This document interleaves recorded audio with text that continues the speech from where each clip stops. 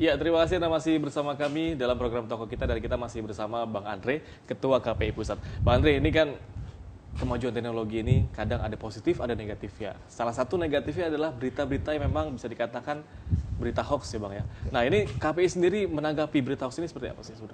Kami selalu menyampaikan bahwa percayalah kepada media mainstream, karena media mainstream itu kebenarannya hampir 99%. Ya. Kalau media baru, kami nggak yakin, dan kami sampaikan juga kepada pemerintah atau siapapun orang yang menanyakan. Kenapa? Contoh, kejadian bencana gempa bumi. Ya. Ketika di Palu, ketika orang sporadis viral di mana-mana dan sebagainya, orang bingung. Yang mana yang tsunami, isunya bermacam-macam. Tapi ketika media mainstream meliput, melakukan sebuah validasi terhadap informasi, bukan hanya verifikasi, disampaikan pada publik, itu menjadi kebenaran. Betul, dengan ada visual dan audionya ya. Visual dan audio. Ini bukti nyata bahwa media mainstream ini kenapa sangat penetrasi sangat tinggi di Indonesia, karena masih dipercaya di masyarakat Indonesia. Dan inilah saya selalu sampaikan kepada lembaga penyiaran, jaga konsistensi ini. Ya. Jangan sampai lembaga penyiaran terhembuskan dengan situasi apa yang menjadi aura di media baru atau sosial media. Kalau tidak, rusak, nggak ada lagi orang percaya kepada media. Betul. Nah, inilah kekuatan dari media mainstream saat ini, Mas Reva. Saya masih jamin media mainstream rata-rata adalah kebenarannya benar, begitu. Di atas 90% tadi Betul. Bang ya. Nah, ini kan terkait dengan hoax tadi dan juga jelang Pilpres di bulan April mendatang. Ini Bang Andre sendiri melihat ataupun menjaga netralitas seperti apa sih? Iya, ini ada suatu kuantum takdir di periodisasi KPI ini, kita kedapatan pemilu 2019. Ya. Pemilunya ini cukup unik karena hanya 2 calon kandidat. Kalau bahasanya itu, kalau presiden ada 01, ada 02. Iya, betul. Kemudian serentak lagi. Bayangkan semua harus dipublis, kemudian semua harus narsis, semua harus menyampaikan gagasan, pesan melalui satu lembaga penyiaran. Ini tentu PR ini harus kita jawab dengan baik. Dengan cara apa? Kami membentuk gugus tugas KPU, Bawaslu, dan Dewan Pers. Kenapa kami bilang ini gugus tugas? Karena penyelenggara pemilu itu adalah KPU. Pengawasan peserta pemilu ada di Bawaslu. Ya. Lembaga penyiaran hanya memfasilitasi media dari apa yang diatur oleh regulasi oleh KPU. Tidak boleh yang namanya KPI, oh ini pasangan ini nggak boleh ikut, ini nggak boleh. Dasar hukumnya adalah Undang-Undang Pemilu. Betul. Inilah menjadi kekuatan kami, sehingga kenapa harus ada gugus. Kalau ada pelanggaran, KPU akan melakukan sebuah verifikasi pada peserta, Bawaslu akan memberikan sanksi, KPI memberikan sanksi ke lembaga penyiaran. Betul. Nah, supaya ini tidak jalan sendiri, tidak tumpang tindih, maka diberlakukanlah dengan cara gugus tugas pemilu namanya. Apa yang kami harapkan? Ya, kalau di KPI lebih kecenderung ini kan masalah pemberitaan. Ya. Netralitas itu kan harus berimbang. Betul.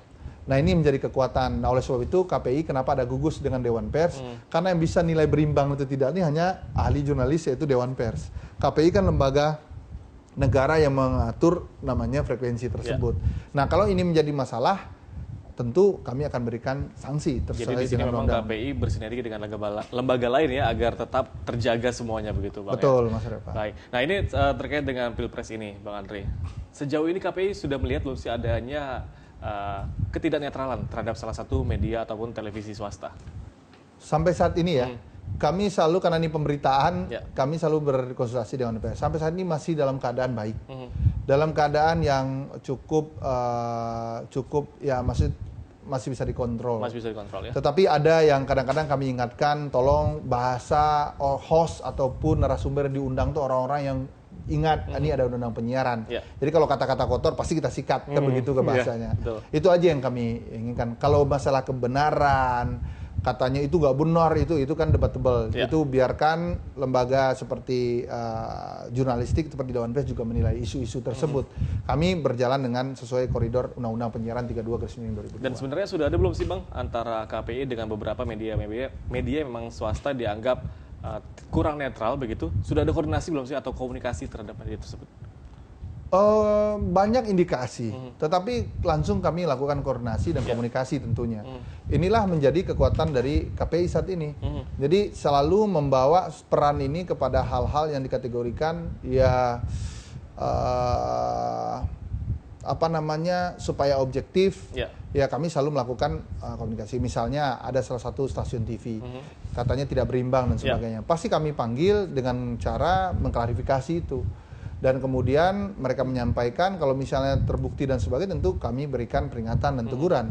Kami juga sudah mengingatkan kembali, apalagi ada komitmen waktu perpanjangan izin televisi yang lalu 2016 beberapa owner TV sepakat menjaga netralitas dan keberimbangan ini.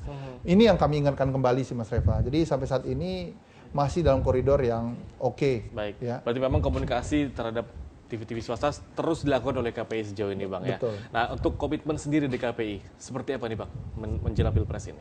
Komitmen KPI tentu berjalan sesuai dengan semangat undang-undang. Jadi kami akan menjalankan fungsi kami sebagai pengawasan penyiaran pemilu. Bagi ada aturan mainnya, kemarin kami juga menciptakan surat edaran yang diedarkan kepada seluruh lembaga penyiaran untuk menjadi patokan. Bagaimana misalnya nanti kan sudah masuk 24 Maret masa kampanye. Berapa jumlah spot yang diboleh dan sebagainya itu diatur rapi. Dan yang lainnya kami berharap sih, kami tidak ingin membatasi juga, kan ada isu bahwa orang taunya pemilihan presiden saja di masyarakat, tidak tahu ada pemilihan serentak misalnya. Pemilu serentak ya. Nah ini kan perlu juga jadi PR kita bersama. Jadi saya bilang sama teman-teman di KPU dan juga untuk melakukan sosialisasi, selain pemerintah juga melakukan itu. Baik. Karena ini penting, karena ini panggung demokrasi yang dilihat seluruh dunia saat ini adalah Indonesia.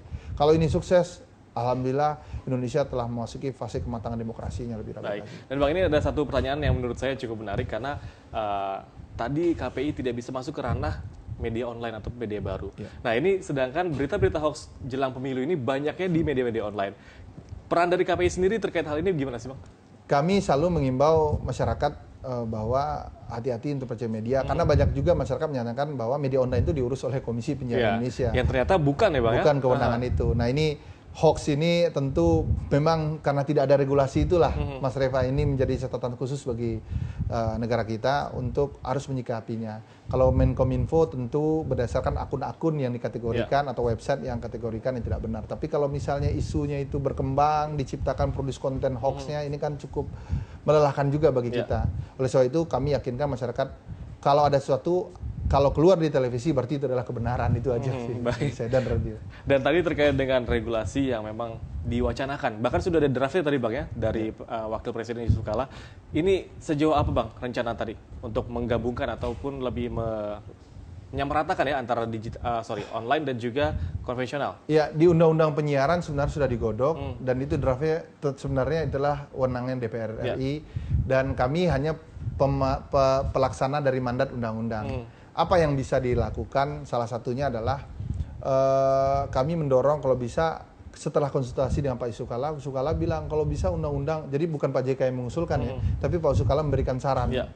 Kalau bisa undang-undang itu penyiaran itu definisinya jangan dibatasi oleh teknologi, apapun teknologinya asal definisi penyiarannya sama gitu, apapun platformnya diawasi oleh KPI, sehingga tidak perlu lagi undang-undang, tidak perlu lagi perubahan ini dan lembaga negara lagi untuk mengawasi itu. Baik. Gitu. Dan sejauh ini kan masyarakat banyak yang kurang teredukasi begitu, Bang, ya, tentang berita hoax. Nah mungkin ini dengan adanya salah satu siaran toko kita ini, mungkin Bang Andre bisa membantu mengedukasi masyarakat bahwa berita hoax itu sangat tidak baik.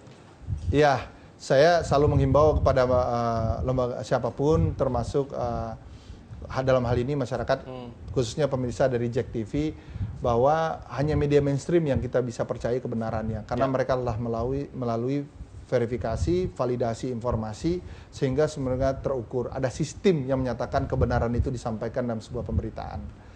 Itu kekuatannya. Jadi kalau hal dikategorikan mana sih informasi yang benar, silakan aja menonton media mainstream seperti televisi dan radio. Saya yakin kan sudah kebenarannya udah benar-benar menuju 90% atau 100% sudah benar. Oke, 90% sudah benar begitu, Bang, ya. Mungkin terakhir, Bang Andre, ini apa harapan Anda untuk perkembangan dunia penyiaran Indonesia? Dunia penyiaran Indonesia, kebetulan kami juga mendorong salah satunya Hari Penyiaran Nasional. Kita tahu bahwa tahun 33 ada di radio pertama itu di Bangku Negara membuat radio di Solo. Dan mudah-mudahan 1 April 2019 ini akan ada perpres mengenai Hari Penyiaran Nasional. Harapannya adalah disinilah kita berkonsolidasi bersama tentang penyiaran. Jangan jadikan masalah itu hanya masalah KPI, karena masalah ini banyak. Orang yang aware dengan penyiaran ini banyak, tapi tidak ada wadahnya. Kami menginginkan KPI ini menjadi rumahnya penyiaran dalam hal perbaikan penyiaran, situasi penciptaan konten yang berkualitas, semua bisa didiskusikan. Tetapi kalau ada konsolidasi dalam Hari Penyiaran, tentu ini bisa menjadi sebuah catatan khusus bagi kita bersama. Setiap tahun pasti kita mengevaluasi secara bersama semangat penyiaran. Endingnya adalah bagaimana menghasilkan penyiaran yang sehat dan berkualitas. Kami KPI selalu mempunyai tag siaran sehat untuk rakyat. Karena kalau kita makan makanan yang sehat, tubuhnya akan sehat. Kalau dapat informasi dan pengetahuan, tontonan yang sehat, pasti orang-orang berkarakternya juga akan menjadi hebat dan berkualitas. Jadi poinnya penyiaran yang sehat dan berkualitas. Betul. Terima kasih banyak Bang Andre telah meluangkan waktu untuk Jak TV dalam program Tokoh Kita. Sama-sama, dan pemirsa, akhir kata saya Reva Farhadi pamit undur diri. Wassalamualaikum warahmatullahi wabarakatuh. Waalaikumsalam. Bang Andre, terima kasih banyak.